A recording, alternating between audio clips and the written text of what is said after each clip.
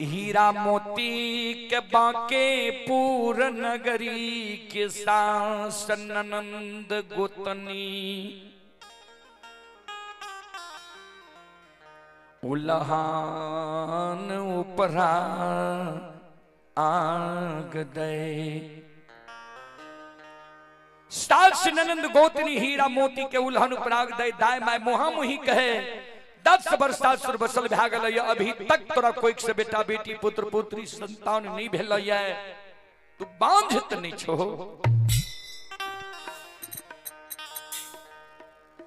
दाय माय के उल्हन उपराग सुन के हीरा मोती अबला ब्राह्मणी आय गहवर के ओसार पर जाके सिर पर दोनों हाथ रख के गहवर के उसार पर काने आंख से आंसू गिरे। कैन कैन के ठाकुर जी धर्मराज बाबा के आपन दुख दर्द सुनावे। हो भगवान हो धर्मराज बाबा आकाहिया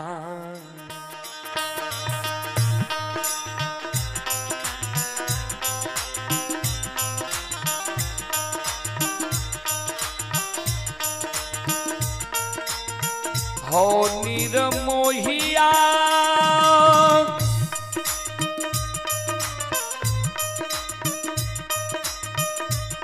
आहो काहिया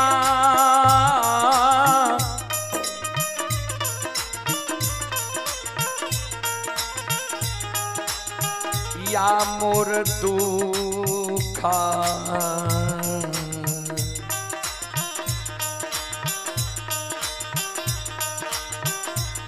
आये हार बइये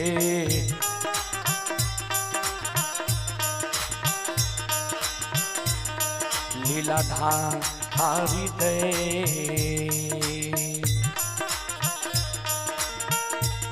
हे यो बाबा बाके पूरा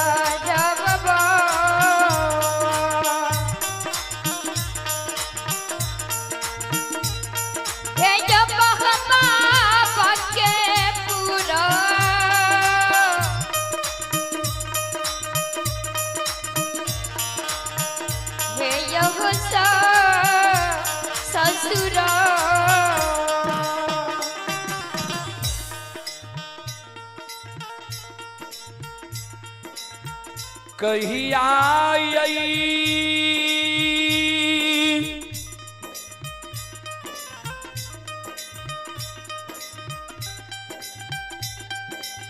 बझनिया के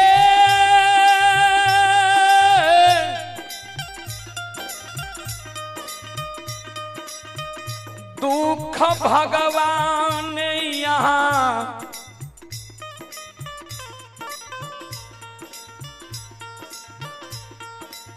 हर बइयो ठाकुर जी।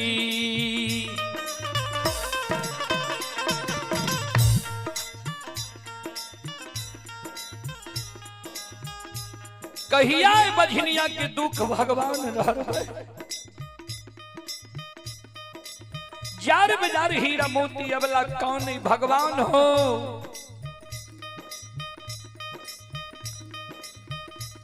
नैहर में रही है सबके दुलार रही है,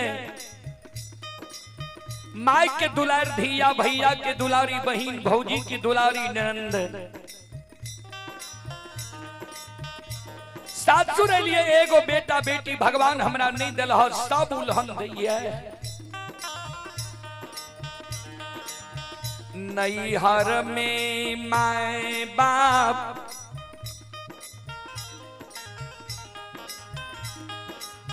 सोच के हमार एगो नाम राखल कई, हीरा मोती। सासुर लिए एगो बेटा बेटी भगवान हमरा नहीं दिल है, ये दाई माय हमर 3 गो नाम रख दिलक। कोई हमरा बझनिया कही है, कोई हमरा निपुत्री कही है, कोई कुल कलंकिनी कही है। ओ ठाकुर जी, ओ धर्मराज बाबा, आओ ये काते ये दीना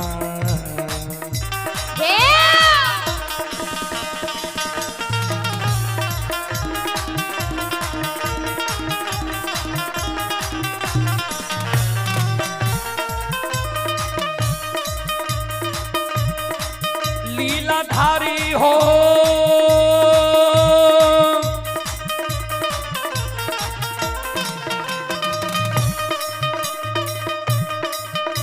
आओ हो काते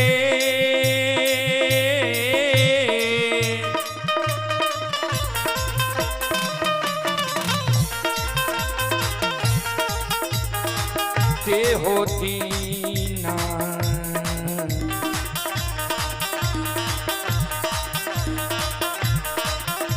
उल्लहनमा सही के ठाकुर जी, आओ रहबै बाके पूरा।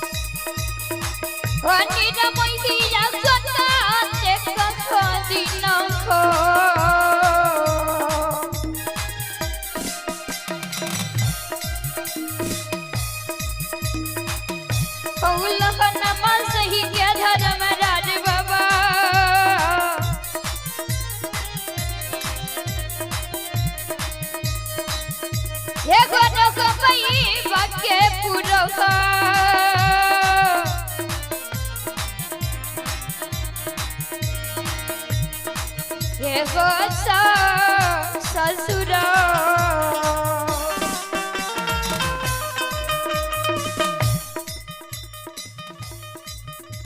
कते दिन उल्हन उपराग सही के ठाकुर जी हम बांकीपुर ससुराल में रहबे। संत शिरोमणि त्रोदाबंदो हीरा मोती अबला जे गहवर के ओसार पर जार बेजार खाने रहे, आंख से आंसू जे बिचारी दुखियारिन के गहवर के ओसार पर गिरे रहे। संत शिरोमणि त्रोदा बाबू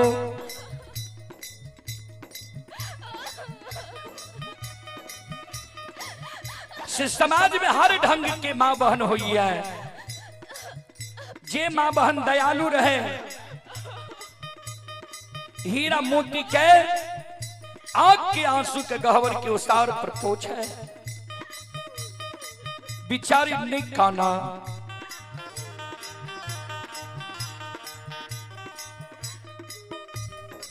दाई माई के उल्हन प्राग के कारण तू काने छो। अगर दाई माई के उल्हन प्राग कारण तू काने छो, तो अभी तोहर कौन उम्र भेल है? 10 वर्ष ने ससुराल बसल भेल है। दाई माई ते 10 वर्ष 20 वर्ष 25 वर्ष 30 वर्ष 40 वर्ष ससुराल बसे छे तब हो बेटा बेटी होई छे। ने काना नए आंख से आंसू गिरावा। सुना हे बिचारी, हे युवला,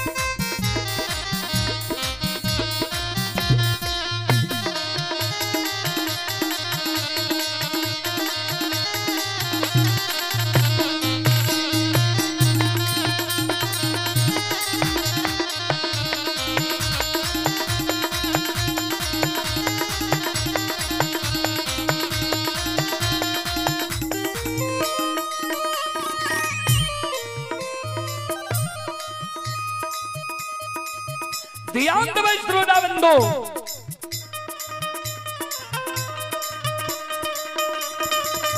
हीरा मोती अबला 4 बाजार जे काने रहे दाई माई हीरा मोती अबला के समझावे तोरा जब बेटा बेटी चाही चल जाने फलना भगत बाबा के द्वार। उ भगत बाबा जब तोरा पान उठा के दे देता तोरा कोई से बेटा बेटी पुत्र पुत्री भै जेता। चल जाने फलना पजियार बाबा के द्वार। पजियार बाबा जब तोरा मिट्टी उठा के दे देता तोरा कोई से बेटा बेटी पुत्र पुत्री भै जेता। ओहो सब नहीं होई छ। चल जाने फलना ओझा के द्वार। ओझा बाबा जब तोरा झाड़ फूक के देता तोरा कोई से बेटा बेटी पुत्र पुत्री संतान भै जेता।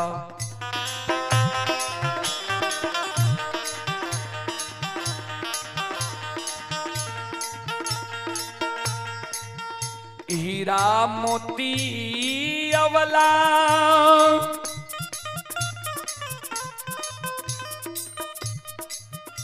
दाई माई के शब्द सुन के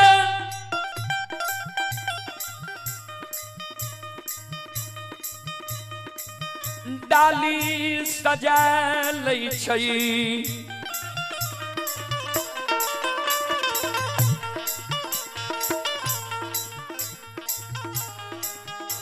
डाली में अरबा छत पान सुपारी तुलसी के फूल ला ले छै। गहबर में प्रणाम कै ले छै। ध्यान से सुनबै श्रोता सज्जन वृद्ध माँ बहन बाबू भैया सब। आओ ये डालिया ये सजा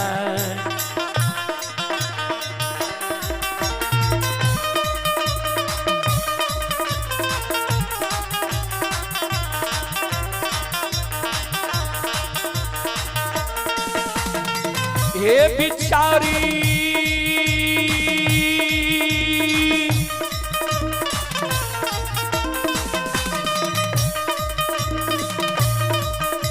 आओ हे डालिया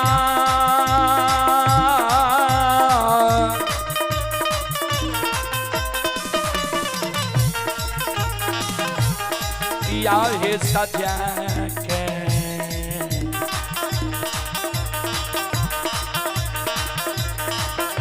आहे चल लई हे बिचारी। चल भगत बाबा के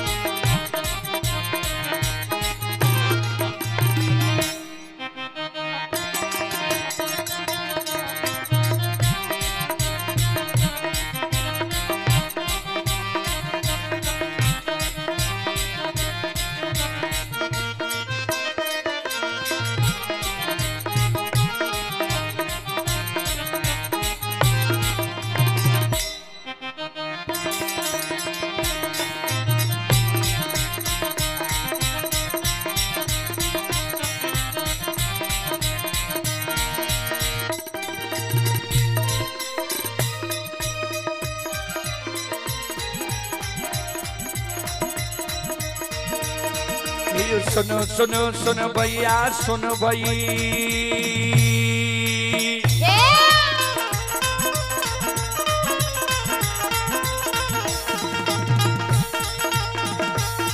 ये सुनो सुनो सुन भैया सुन भई ओ गवैया बज भैया सुन भई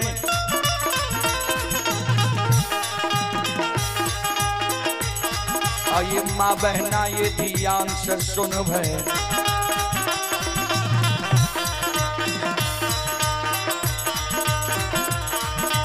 धर्म की बात प्रेम से सुन हे मालिक की लीला के सुन पर लीला घुसाए रचल माया लगे लगे रास रचल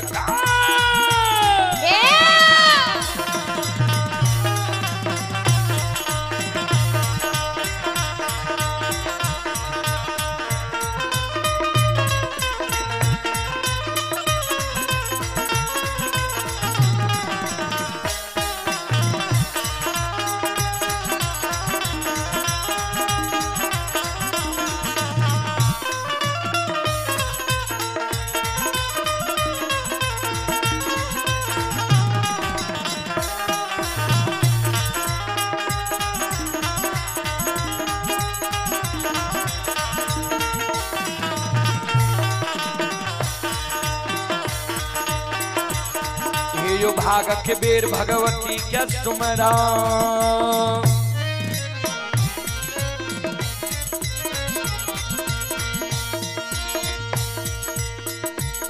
हे यो भाग के बेर भगवती के सुमरो सादा भवानी जगदम्बा के सुमरो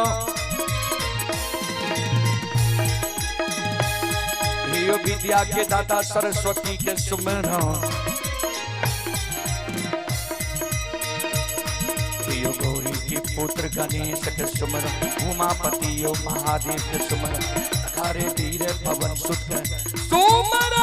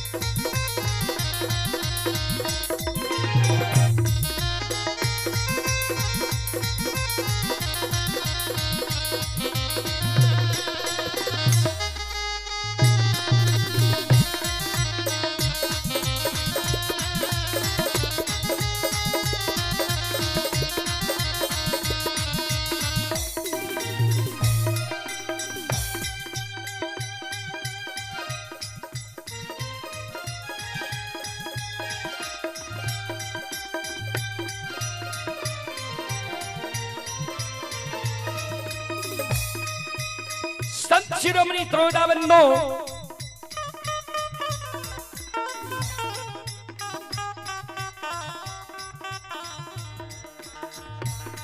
डाली सजा के हीरा मोती वाला भगत बाबा के द्वार जाय छै।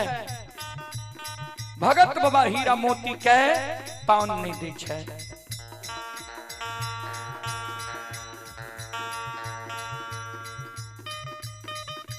भगत बाबा हीरा मोती के पान नहीं दै छै। पजियार बाबा के द्वार हीरा मोती जाय छै। पजियार बाबा हीरा मोती के मिट्टी उठा कर नहीं दै छै। ओझा गुनी के द्वार हीरा मोती जाय छै। ओझा बाबा हीरा मोती के झाड़ फूक नहीं कह दै छै।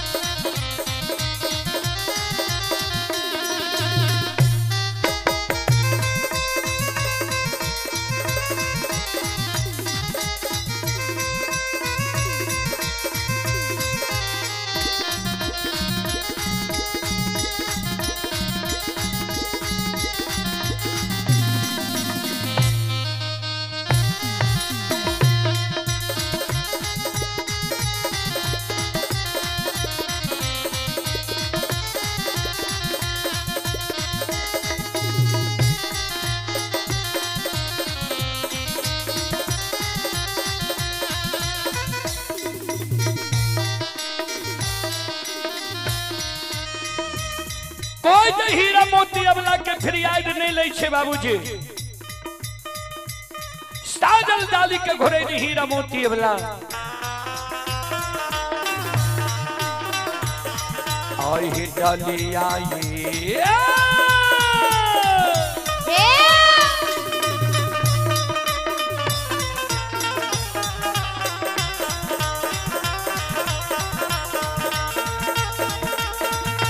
बिचारी डलिया घुरईन आहे हीरा मोतिया वाला आहे आबै छै गिरही भवन के ये वाला डलिया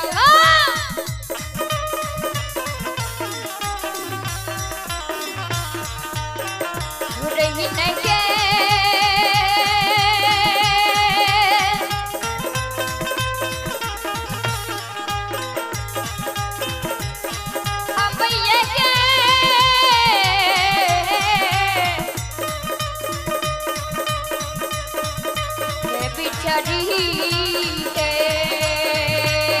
हकी है हो दे बसी तरह मैडम मैडम हे भगवान बन्या दी होता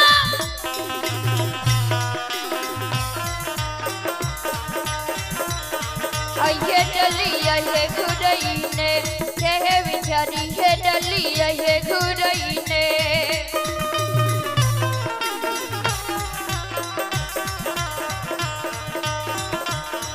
आये ना पैसा ये बिचारी